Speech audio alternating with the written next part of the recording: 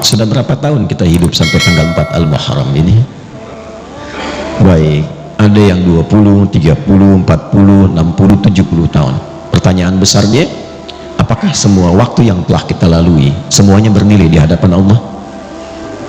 Yuk, riset membuktikan, walaupun ini masih simpel dan perlu diverifikasi, tapi umumnya para ilmuwan sepakat rata-rata setengah usia manusia itu digunakan untuk tidur, rata-rata. Yuk kita ambil standar saja, diakumulasikan jamaah rata-rata 40 tahun ya, jadi memberikan yang di bawah termotivasi, yang di atas 40 tidak terlalu pesimis. 40 tahun bagi dua berarti setengahnya dipakai tidur, 20 tahun. Ini umumnya ya, tidur siang, tidur sore, ketiduran plus tidur malam gitu. Berarti aktivitas produktifnya berapa? Selebihnya 20 tahun. Ini yang dipakai beraktivitas. Baik, ini amalnya. Kira-kira dari 20 tahun ini yang jadi amal soleh berapa tahun? Kan ada soleh, ada salah kan? Rumusnya kan begitu. Orang menatap itu kalau bukan soleh, salah kan? Yang sudah menikah menatap istri sendiri, soleh. Istri orang, salah. Keluar dari masjid pakai sendal sendiri, soleh. Pakai sendal orang, salah. Nah, dari ujung kepala sampai ujung kaki kira-kira berapa solehnya? Ya nggak usah terlalu pesimis lah, setengahnya lah ya. 10 ya kan? 10 tahun, alhamdulillah. Nah, potensi amal soleh yang dilakukan misalnya 10 tahun. Saya mau tanya, dari 10 tahun ini yang ikhlas berapa tahun? Alhamdulillah ya, setengahnya. 5 tahun ikhlas, Masya Allah. Dosanya berapa tahun? Kan di hadis Muslim begitu, akan menutup kan, ya'ti yaumal qiyamati bi salatin wa siyamin wa zakatin, tapi sayang ada yang wayati qad syatama hadha wa qadhafa hadha wa daraba hadha wa safaka dama hadha, tu'khadhu hadha min hasanati wa hadha min hasanati. Paham? Tidak. Ada orang sholat, ada orang puasa, ada orang zakat, tapi kadang ada yang tak mampu menahan lisannya.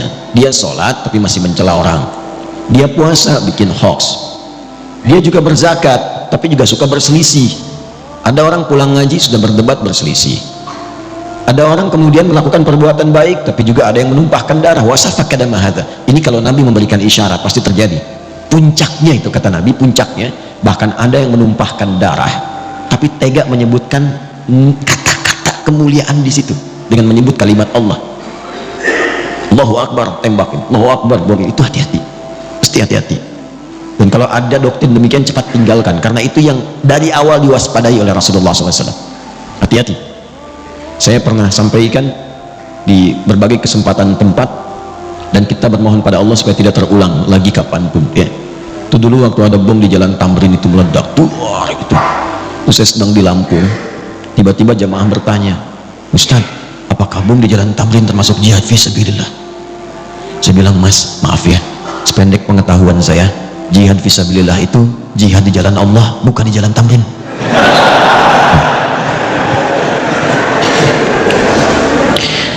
Ya, jadi kalau kita mengukur-ukur kesalahan, rasanya hidup itu pesimis kalau kalkulasinya manusia. Tapi kalau kita kembalikan pada hukum Allah, makanya kalau rajin ngaji itu hidupnya cerah. Alhamdulillah, di situ ada taubat. Kebayang nggak orang sudah bunuh 99, dia genapkan jadi 100, tetapi kemudian dia taubat, cuman menempuh perjalanan ke majelis ilmu supaya mendapat bimbingan seorang syekh untuk taubat. Di jalan dia istighfar, tiba-tiba di tengah-tengah cuman jarak lebih sejengkal dia meninggal. Itu diterima taubatnya oleh Allah. Ketika diterima dihapuskan dosanya. Sejengkalnya ini amal barunya, sejengkal itu yang mengantarkan dia ke dalam surga. Itulah yang menurunkan beberapa ayat dan hadis-hadis Nabi Muhammad SAW. Ayatnya di Al-Quran semisal An-Nisa ayat ke-100, hadisnya banyak yang viral. Imam An-Nawawi sampai memasukkan bagian dari itu dalam hadis yang keempat di Al-Arba'in An-Nawawiyah. Masih ingat kan? Seakan-akan ada orang kayak divonis mau masuk neraka, tinggal sejengkal, sehasta ke neraka itu, ternyata dia melakukan amalan yang diridhai oleh Allah dan memasukkan itu ke surga. Masih ingat? Itu kalau punya visi hidup. Kalau nggak punya, terancam juga. Maka kembalikanlah ke Al-Quran, bagaimana kita menata yang akan dikerjakan dan menutup yang telah dilakukan yang salah-salah, mengambil bekal sisa dari yang soleh untuk menatap ke depan. Inilah yang akan kita bahas setiap berganti tahun dengan mengacu kepada Al-Quran surah ke-9 di ayat 36. Dan ini harus dilakukan setidaknya setiap tahun berganti, walaupun idealnya setiap hari, tapi kita tarik dulu dengan berganti tahun. Ini kita akan arahkan. Yuk menyusun kurikulum hidup dalam setiap pergantian tahun baru. A'udzubillahi minasyaitonirrajim. Bismillahirrahmanirrahim. Kita mulai. Inna iddatash syuhuri 'indallahi 12 syahran fi kitabillah yawma khalaqas samawati wal ard minha arba'atun hurum dzalika ad-dinul qayyim fala tadhlimu fihinna anfusakum. Stop sampai situ dulu. Ini kurikulumnya. Inna harfu nasbin wa taukidin tansibul isma wa tarfa'ul khabara mabniyun 'ala al-fathi la mahalla lahu min al-i'rab. Inna itu huruf yang digunakan dalam bahasa Arab, fungsinya menegaskan informasi, yang menunjukkan informasi ini tidak main-main, isinya serius. Jadi kalau ditemukan inna mengawali ayat Al-Quran, maka cara memahaminya, informasi yang akan Allah sampaikan begitu penting dan serius. Sampai kemudian nasbin, ini ngajinya agak dalam ya. Kalau ngaji biasa itu hanya menunjukkan setelah inna itu nasab.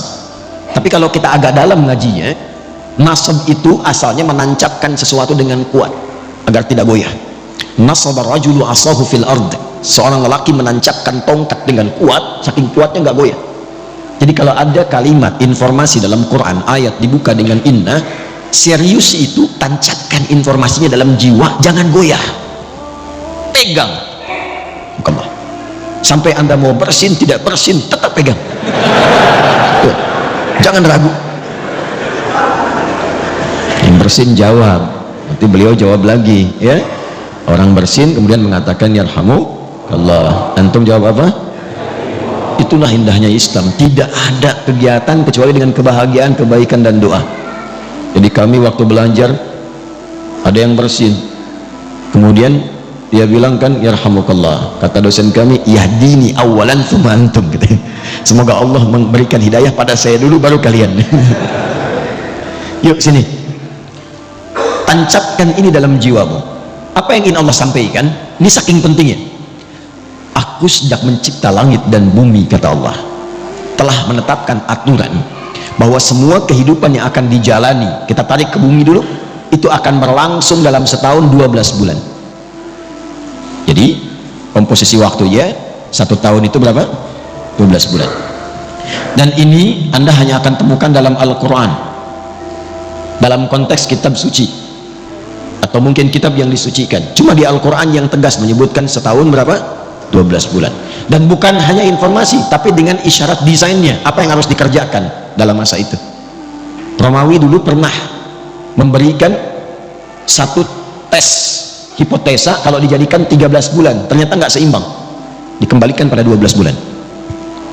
Kemudian Allah meminta kepada kita untuk mengatur.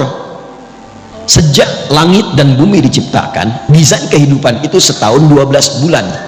Kalau Anda ingin tahu ketentuan yang lurus dalam agama, dalam konteks ini disebut din. Din itu yang menunjukkan pada kebaikan, din itu yang mengatur supaya tertata. Kenapa din itu dinamakan dengan din, kemudian disebut dengan Islam? Inna dina indallahil, seakan memberikan kesan Islam itu bukan cuma agama. Agama itu kan bahasa Sanskerta, tidak rusak kan? A-nya tidak, agama itu rusak, menjaga supaya tidak rusak. Nah, din itu maknanya lebih daripada itu. Kenapa disebut Islam? Ingin memberikan kesan ketika Anda mengaku Muslim, agama Anda apa? Islam. Itu bukan sekedar nama, tapi dengan Anda menjadi Muslim, mengikuti tuntunan Islam, maka menjaga Anda supaya hidupnya tertata, supaya terarah, hidup berkualitas. Makanya orang dulu masuk Islam itu hidupnya lebih berkualitas, lebih baik. Silahkan cek, kalau dia penuntut ilmu, pasti ilmunya meningkat, jadi lebih pintar, bahkan jenius. Kalau dia pebisnis, pasti pasti ketika masuk Islam dia tidak akan pernah kaya, pasti, tapi akan menjadi pribadi yang kebangetan kayanya. Betul, standar itu pebisnis muslim itu kalau dagang nggak pernah balik modal, selalu balik untung. Betul. Kenal Abdurrahman bin Auf?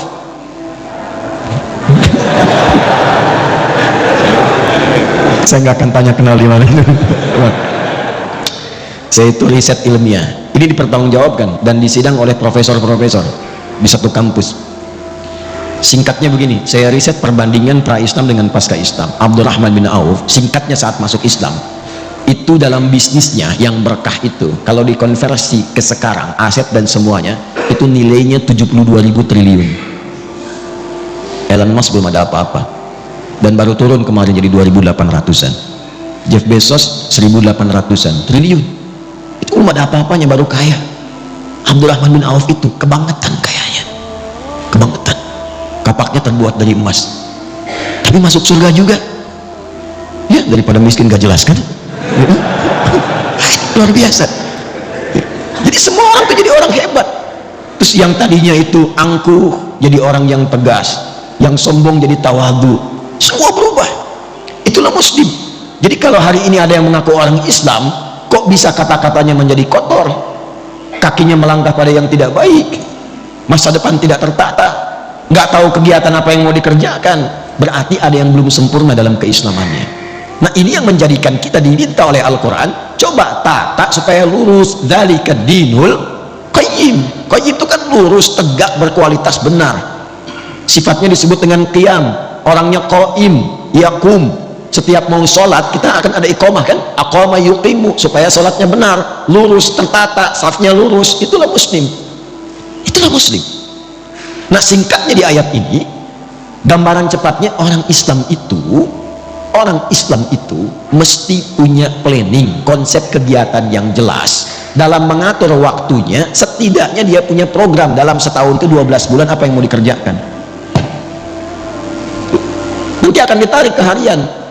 Makanya nanti akan dibagi ke dalam konsepsi waktu sholat itu setiap harinya, tapi targetnya tahunan. Jadi anda ini dalam setahun punya rencana apa? Kalau mau ditarik ke dunia dulu misalnya ya, coba dalam konteks anda nih yang belajar mahasiswa, dalam setahun ini apa yang mau dicapai? Kenapa yang dipilih kampusnya itu? Mau jadi apa ke depannya? Petakan, turunkan, dibagi ke dalam 3 bagian minimal. Makanya minha arbaatun hurum, 12 dibagi 4 berapa? 3. Jatuhnya per trimester, 3 bulan, 3 bulan, 3 bulan, bagi 4 bagian, dievaluasi. Sudah tercapai belum? Tercapai belum? Apa yang harus dilengkapi? Apa yang harus dikurangkan? Target IPK berapa? Itu lengkap. Bisnis demikian, dalam setahun evaluasinya bagaimana? Itu standarnya, itu paling rendah, paling standar.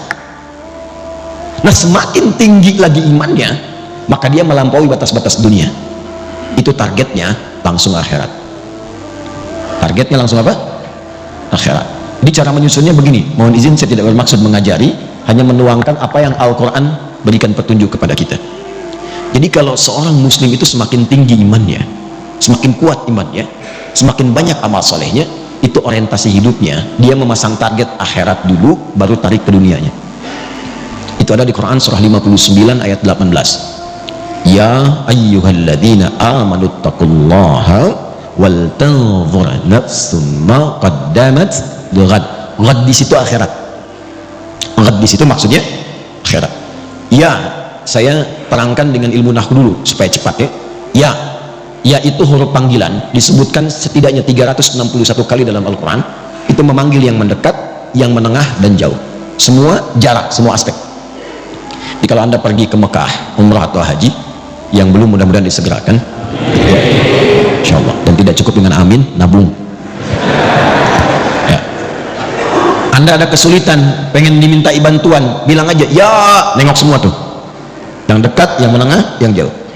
Ayyuha disebutkan 150 kali dalam Al-Quran. Ayyunya munada untuk menguatkan informasi, haknya mengingatkan tanbih. Kemudian alladzina disebutkan 1080 kali dalam Al-Quran, itu untuk memanggil semua tanpa kecuali, tanpa sekat, mau laki-laki, perempuan, tua, muda, besar, kecil, melintasi status. Jadi Allah menginginkan semua hambanya tanpa kecuali, yang punya jabatan, yang belum punya jabatan, yang disebut kaya, yang disebut cukup, yang disebut ustadz atau jamaah, Allah nggak bedakan. Sepanjang engkau beriman, kata Allah, mesti punya visi hidup. Dan sepanjang engkau beriman, mesti ingat akhirat, tempat pulang. Karena setiap kita pasti akan pulang. Setiap kita pulang, gak ada yang gak pulang. Karena hidup kita itu bukan di sini itu tugas. Pulangnya ke sini. Walal akhiratu khairul laka minal ula. Nanti ke sini. Ini bukan tempat kita di sini. Sadari itu, kita terus sedang bertugas. Fil ardi itu membawa misi, pulangnya akhirat. Makanya disebut di Quran dengan mayyit. Quran surah 39 ayat 30, innaka mayyitun. Mayyit itu kalau pakai tasydid itu yang akan meninggal, ya, yang akan wafat. Wafat itu gerbangnya, artinya menjalani masuk gerbang itu untuk masuk ke tempat yang baru, itu yang abadi. Sedikit-sedikit lompatnya. Ini ada mayyit begini, ada mayit, itu beda. Kalau mayyit pakai tasydid itu masih hidup tapi akan meninggal. Jelas? Yang akan meninggal. Apa yang menyebabkan dia kemudian meninggal? Ajal tiba. Quran surah 7 ayat 34, walikulli ummatin ajal. Ketika ajal tiba, apa yang menjadikan kemudian dia wafat? Maut yang datang. Ini semuanya terkorelasi. Ketika datang maut, dia mengambil tasdidnya nih. Ini bukan ilmu takatuk ya. Ini seakan ini rohnya ini diambil, maut. Siapa yang ditugaskan? Malakul maut. Quran surah 32 ayat 11. Qul yatawaffakum malakul mautil ladzi wukila bikum. Maut. Ketika ini diambil jadi sukun. Nah, kalau sudah mayitun, meninggal. Kenapa pakai sukun? Sukun itu dari kata sakinah. Sakinah itu tenang. Usahakan kalau meninggal itu usahakan yang tenang, yang nyaman, yang husnul khatimah. Ya ayyatuhan nafsul mutmainnah, hei jiwa-jiwa yang tenang. Ya, makanya dulu orang Jepang saja waktu bikin film kartun itu dan ditulis dalam tadinya komik ya, Susuke Watanabe itu 96 pernah membuat komik namanya Dragon Ball itu, yang kemudian difilmkan. Itu kalau Piccolo di Kamehameha sama Son Goku kemudian mati, di atasnya ada bulatan kan? Pernah inget gak? Saya nggak suka film, nggak suka nonton, cuman saya suka riset kenapa begini, kenapa begitu. Bayangkan orang belum beriman saja sudah sadar kalau mati itu ada bulatan di atasnya tuh, sukun.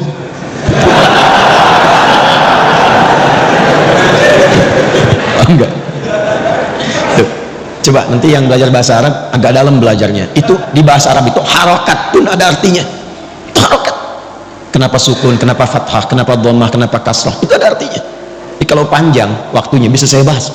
Tapi karena terbatas kita fokus. Kita sampai jam berapa? Insya Allah gak ada masalah. Anda silahkan sampai zuhur. Saya 6:04 saya pamit. Dan nanti kapan-kapan lagi lah, kapan-kapan. Insya Allah ya. Tapi saya punya cerita singkat dulu. Jadi satu kali saya ke Garut, ini kisah nyata. Lalu dihidangkan, Ustadz ini sukun katanya. Saya bilang bukan Pak, ini kasrah. Kalau sukun dia masih di atas, bulat. Begitu jatuh ke bawah itu kasrah. Bapak belah-belah begini itu fathah. Kalau udah kumpul dhammah. Maka dia pulang ke istrinya, kembali ke dapur, dia katakan, "Mah, kata Pak Ustadz bukan sukun, ini kasrah." Ini kisah nyata ini. Kembali sini. Semakin tinggi imannya dan dia sadar, ya ayyuhalladzina, pakai alladzina, kita ini akan wafat. Dipanggil oleh Allah imannya. Dipanggil, harus punya visi. Baik engkau yang merasa imannya itu maaf lemah sehingga jauh dari Allah, ya kan orang lemah itu kalau lemah iman rasanya malu kalau mau ibadah, seakan jauh ya kan, mau ngaji malu, mau ke masjid malu gitu ya. Ada yang standar menengah, standar.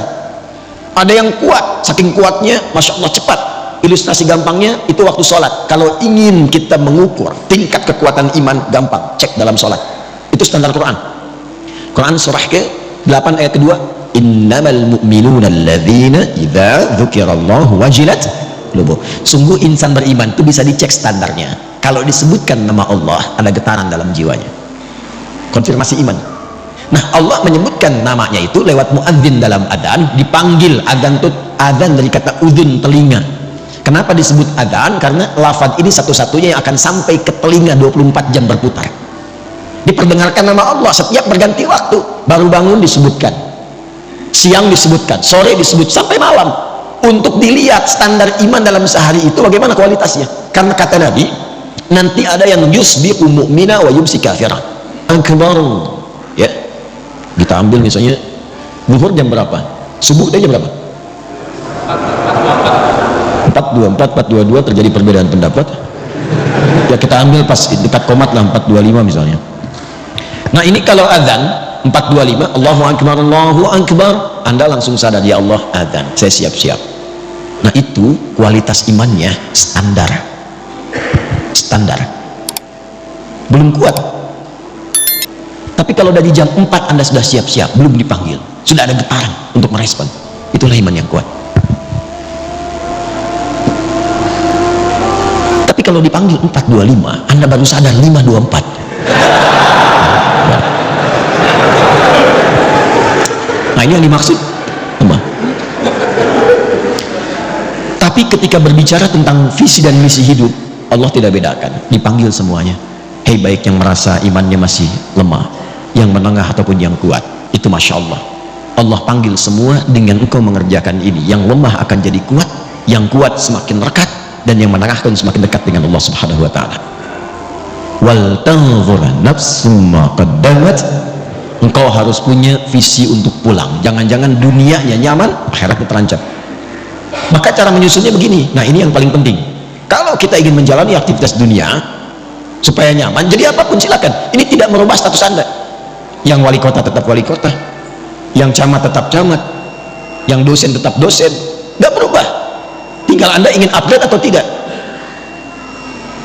Saking pentingnya bunyi itu ya, mengingatkan. Ya suruh nanti saya terangkan. Tarik ini sampai ke masa kita sekarang, dari sini dulu, dari akhirat. Ini kan tempat pulang terakhir kan. Logika sederhananya begini, kalau kita ingin menempati tempat untuk pulang yang terbaik, sekarang sedang kita beraktivitas, berarti kita siapkan kan tempat yang bagus, kalau pulang nyaman, tempatnya enak dan sebagainya. Nah Allah sudah menawarkan melalui Rasulullah ada 8 tempat indah saat pulang di akhirat, 8 jenis yang disebut dengan jannah, surga. Jadi surga itu ada 8 jenisnya, dari mulai yang biasa, tapi maaf, sebiasa-biasanya pun surga ya, mala ainan ra'at wala udhunun sami'at wala khatara ala qalbi bashar. Itu indah, ingin apapun celing langsung ada. Itu ada di Al-Baqarah ayat 25. Wa utubihi mutasyabihat. Antum sekarang waduh lapar nih dan nunggu dari tadi, kan pengen makan, pengen sarapan, pengen macam-macam. Di surga beda, begitu antum ingat nasi uduk celing ada apa aja, itu yang surga biasa. Apalagi yang indah seperti Firdaus, surga Aden, Darussalam, Jannatun Na'im. Pertanyaannya, saya cuma tanya 2 hal. Satu, siapa yang ingin masuk surga? Alhamdulillah. Tapi tidak semua yang ingin ke surga itu yang tahu dan jelas punya gambaran surga mana yang mau dimasuki. Ini antum nih yang kuliah, kalau nggak tahu apa yang mau dicapai, kampus mana yang mau dipilih? Mau jadi apa? Anda kalau nggak punya visi, untuk apa Anda bekerja beraktivitas? Akan bingung apa yang mau dikerjakan, hasilnya apa yang mau diraih. Nah kita tarik dari atas, di surganya mau yang mana, supaya jelas. Nanti dari situ muncul kurikulum, itulah yang dikerjakan selama hidup, itu aja terus sampai wafat.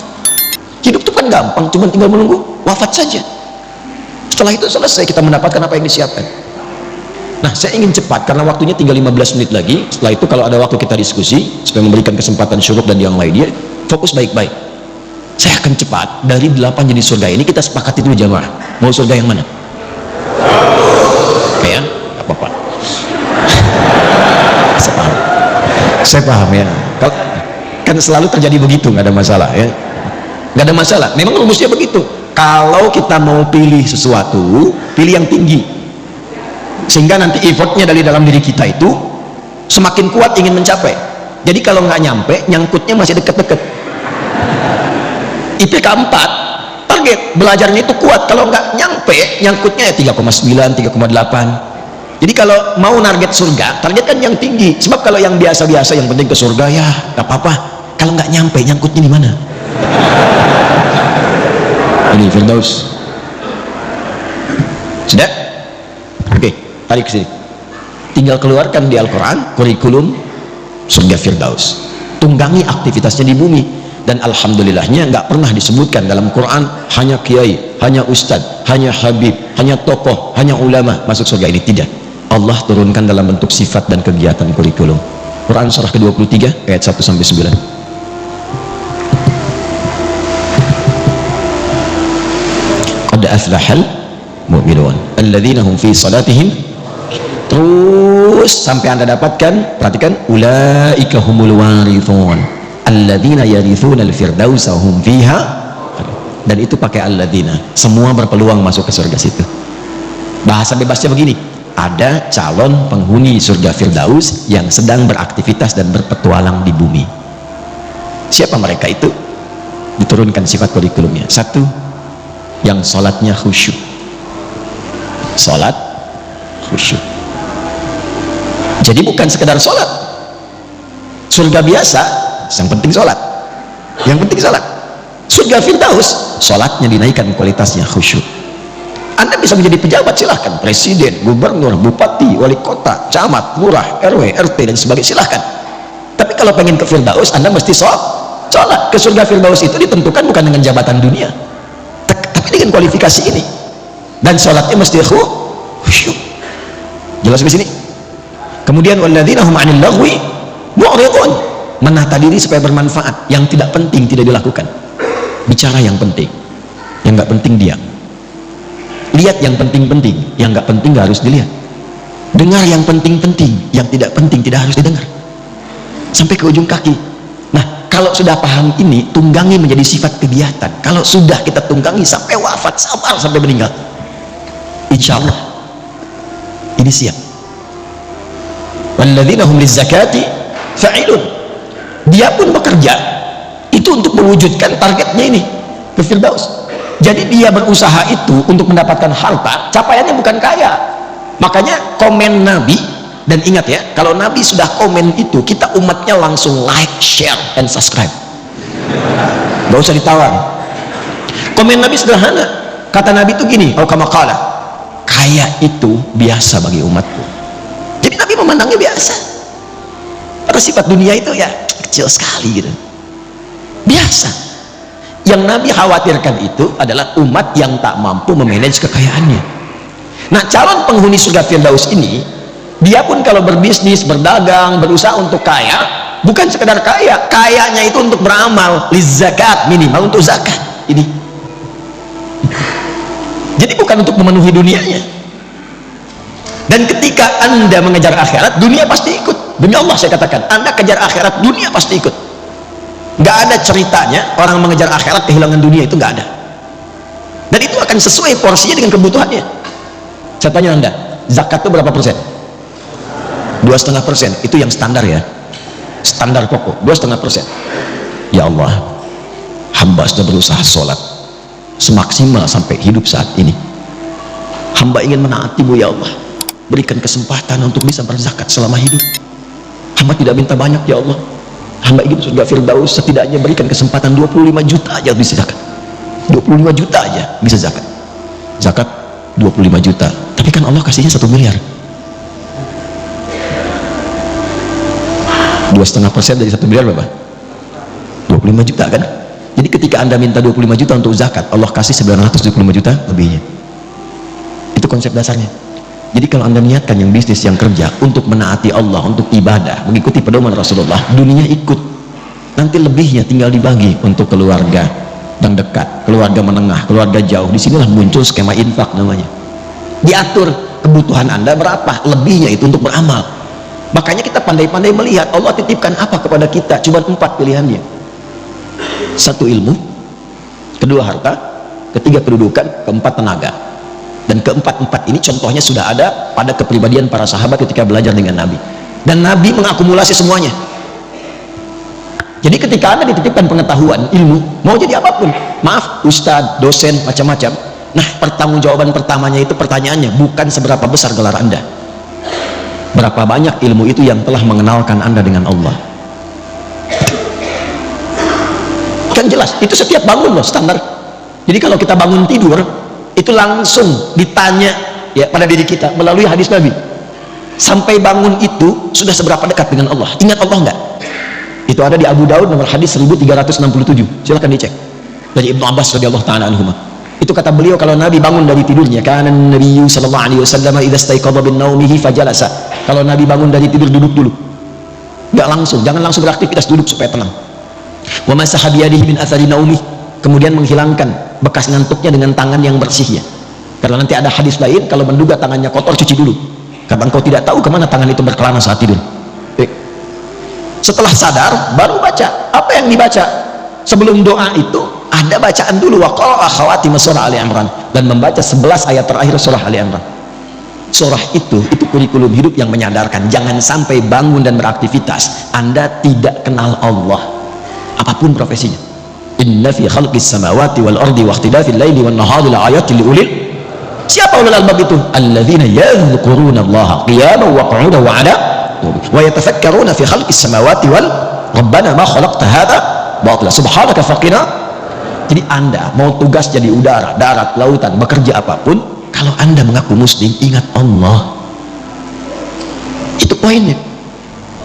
Yang menjabat silahkan, Bapak di wali kota, ada di RW, di RT, Anda nggak akan ditanya berapa banyak yang telah dikumpulkan dari pangkat dan jabatan.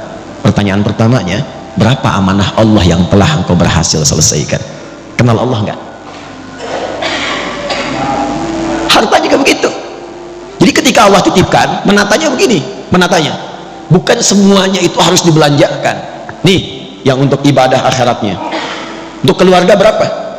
Setelah itu sebagian infak awal 5 golongan, Al-Baqarah 215. Setelah itu lebihnya baru keluar. Anda dapat sebulan 100 juta, hitung setelah keluar zakat, ini yang di rumah berapa kebutuhannya? Misal 30 juta. Lalu dari 5 golongan yang 215, ayat 215 di Al-Baqarah, ada orang tua di situ. Yas'alunaka madza yunfiqun qul ma anfaqtum min khair falil walidain wal aqrabin, kerabat dekat, paman, bibi, ya adik, kakak dan sebagainya, keponakan, wal yatama, anak yatim, wal masakin, orang miskin, wabnis sabil, yang kesulitan di perjalanan. Porsinya berapa? Setelah itu baru keluar yang jauh. Jadi siapa untuk keluarga, tabungannya bagaimana, selebihnya itu untuk ibadah. Inilah Firdaus. Dan kalau dikumpulkan terus pun tanpa arah itu percuma, karena saat meninggal dibalutnya cuma pakai kain kafan, dan silahkan cek tidak ada kantongnya. Silahkan cek kalau nggak percaya. Jadi polanya seperti ini. Kalau ini sudah paham dan menjaga kehormatan, walladzina hum li furujihim hafidun, ini aja sifatnya. Ada 5 sifat, silahkan nanti cek ayatnya. 5 ini turunkan, ikuti selama hidup dan jadi apapun. Dan sahabat itu gak keluar dari yang 4 yang tadi kita pilih. Silahkan dari sekarang tetapkan, mau berjuangnya lewat harta seperti Abdurrahman bin Auf, Utsman bin Affan radhiyallahu ta'ala anhuma, mau dengan ilmu seperti Ali bin Abi Thalib, Abu Hurairah, Salman Al-Farisi radhiyallahu ta'ala anhum jami'ah, mau dengan kedudukan seperti Amr bin As, silahkan radhiyallahu ta'ala anhu, atau mau dengan tenaga saja seperti Bilal bin Rabah. Kalau sudah paham, hidupnya enak. Bilal itu azan, Allahu Akbar, Allahu Akbar. Nabi komen, begitu selesai kata Nabi, aku mendengar suara terumpah Bilal itu di surga. Bilal langsung menyimpulkan, azan aja saya udah ke surga, apain saya capek kayak Utsman gitu. Karena jelas orientasi hidupnya, sehat juga, makan juga, cukup, dan tidak akan iri dengan ilmunya Ali, tidak akan iri dengan kayanya Utsman, dan gak akan flexing. Itu Bilal biasa saja. Bilal itu sepeninggal Nabi itu dicari oleh orang-orang untuk diangkat jadi hakim agung dengan gaji yang sangat tinggi, tapi Bilal menolak untuk mempertahankan kalimat Nabi yang telah beliau pegang gitu, karena orientasinya jelas. Saya tanya antum ya, antum pilih mana? Subuh di Masjid Ar-Raya atau diajak olahraga dikasih hadiah 10 juta?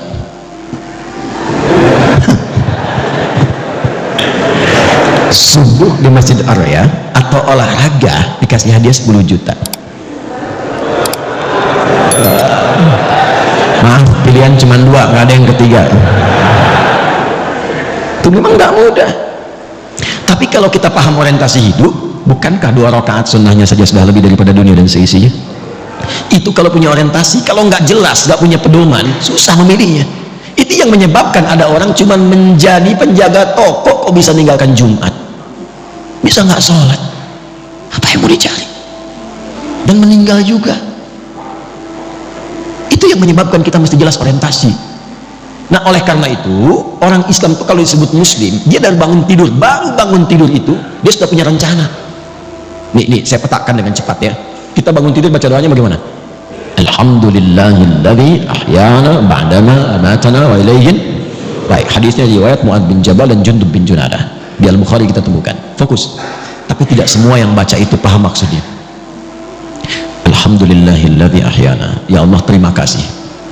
Segenap ucapan syukur hamba ucapkan syukur kepadamu yang telah memberi kesempatan hidup sampai detik ini, dan diberikan kesempatan hidup ba'dama amatana, setelah tadi diwafatkan sementara. Tapi kalau bahasa bebasnya begini, kalau kita ngaji tahu isinya, itu bahasanya begini: ya Allah, bila pun ajal hamba tiba saat tidur tadi, bisa engkau langsung wafatkan, tapi engkau memberikan kesempatan hamba hidup kembali sampai ajal tiba. Wa ilaihin nusyur, maka hamba berjanji tidak akan menyia-nyiakan kesempatan hidup sekarang.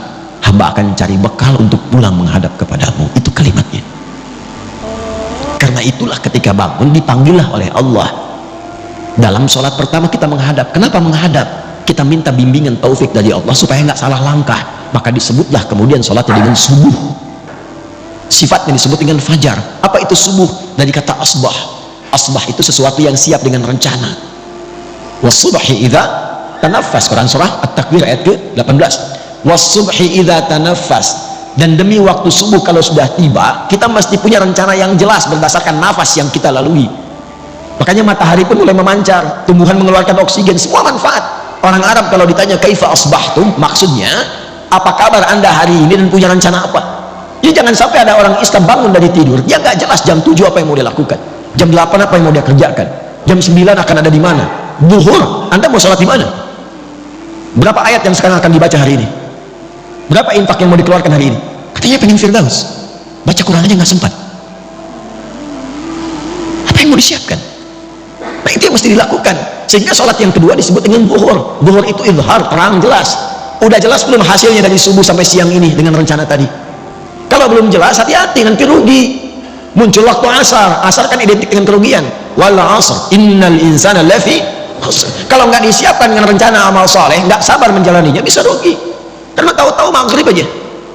Dan isya, ada isya, ada asya. Asya itu sibuk beraktivitas. Kalau jatuh jadi kasrah, selesai aktivitas dan selesai tertidur.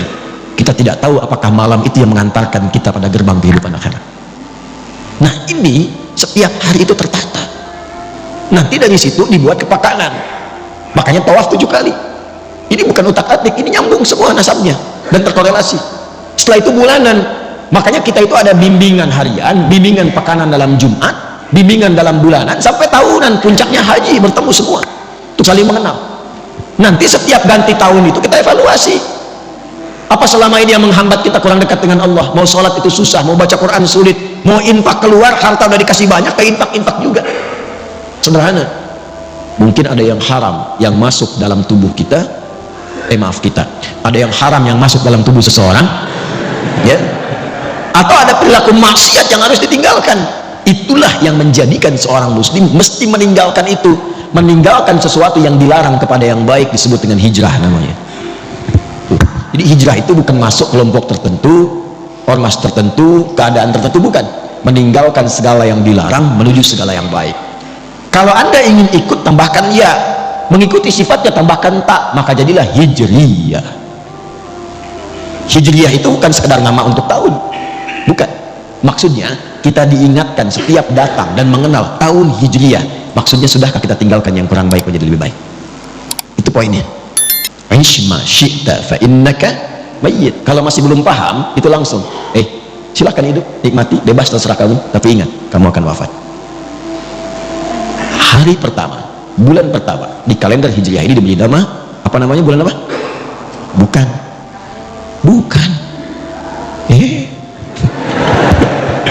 saya tanya apa? Muharram? Bukan, bukan Muharram. Yang tepat itu Al-Muharram, ya, Al-Muharram. Kalau Muharram itu kegiatan yang diharamkan. Mabuk Muharram, mencuri Muharram, berselisih Muharram, bertengkar haram, korupsi Muharram, hukumnya disebut haram. Itu hukumnya. Kalau kita ingin jadikan pada komitmen waktu untuk meninggalkan segala yang dilarang, saya ingin waktu ini, sekarang ini, saya ingin meninggalkan yang haram dalam pandangan, saya ingin meninggalkan yang haram dalam perkataan, maka rubah katanya dari muharram menjadi al-muharram. Jelas? Itulah kenapa disebut al-muharram, ingin memberikan kesan kalau ingin berubah menjadi pribadi yang baik, maka yang pertama dilakukan, mulailah dengan meninggalkan segala yang diharamkan oleh Allah dan Rasulnya. Setelah itu bikin resolusi, rencana terbaik untuk setahun ke depan minimal. Makanya nanti di tanggal 10 itu ada puasa untuk mengevaluasi yang setahun berlalu. Bukankah puasa al-muharram itu menggugurkan dosa setahun? Ya, itu mengevaluasi setahun berlalu untuk punya resolusi setahun yang akan datang. Apa yang mau disiapkan ke depan? Nah, karena itu saya akan akhiri, mudah-mudahan pertemuan ini menjadikan kita lebih terarah, lebih baik, dan punya orientasi yang jelas. Saya akan tutup dengan kisah seorang suku Badui yang datang kepada Nabi SAW. Terdapat dalam hadis riwayat Muslim. Datanglah seorang dari suku Badui, itu padang pasir, pedalaman di Arab, kepada Nabi SAW. Saya bacakan hadisnya. Kama qala jaa a'rabiyyun ila an-nabiy sallallahu alaihi wasallam faqala, maka dia berkata, ya Rasulullah, dullani ala amalin basitin yudkhilunil jannata.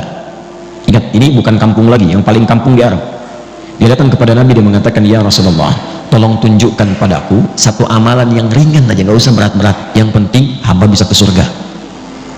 Pinter ya, pinter, secara ekonomi benar, modal sedikit keuntungan banyak kan. Kata Nabi, singkat, cukupkan yang fardu saja. Kalau engkau ingin sholat, cukup fardu, kecuali engkau ingin tambah dengan sunnah. Puasa yang fardu saja, Ramadan.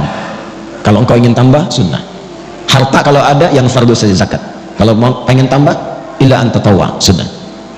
Yang mengagetkan begini, kata orang ini, ya Rasulullah, saya akan konsisten dengan yang fardu aja.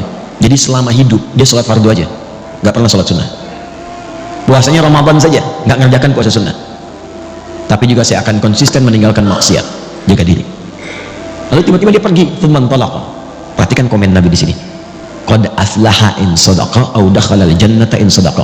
Kalau dia komit, konsisten dengan apa yang dia katakan tadi, dia akan masuk surga. Tapi kalimatnya jannah. Ya, jannah, tidak menyebutkan firdaus, bukan adn. Karena memang Nabi membalas keinginannya, yang penting ke surga. Jadi sebetulnya simpel, dia mengerjakan kegiatannya yang sederhana, yang biasa-biasa, tapi visinya tinggi. Nah, cuman dia mengetahui keadaannya, dia paham, dia itu nggak sanggup sholat sunnah tahajud karena tinggalnya nomaden, pindah-pindah, kadang-kadang malamnya ada badai, terganggu.